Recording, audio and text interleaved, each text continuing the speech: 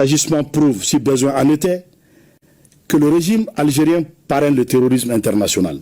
En effet, la destruction du drone a clairement pour effet, sinon pour but, d'entraver la neutralisation de groupes armés ayant revendiqué des actes terroristes.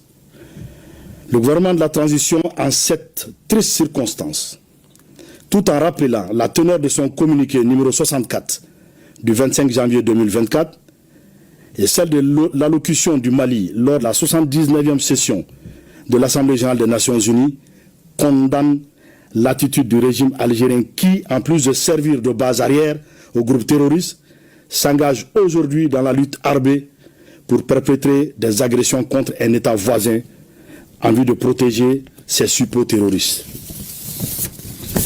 En conséquence, en réponse à cette énième provocation du régime algérien, le gouvernement de la transition décide de 1. Convoquer l'ambassadeur algérien pour protester contre l'hostilité du régime algérien. 2. Se retirer avec effet immédiat du comité d'état-major conjoint CEMOC. 3. Porter plainte devant des instances internationales contre le régime algérien pour acte d'agression. Aussi, le gouvernement de la transition fait remarquer que cette agression flagrante du régime algérien contre le Mali est en contradiction avec la participation effective de la République du Mali à la guerre pour l'indépendance de l'Algérie pour soutenir le Front de Libération Nationale, FLN.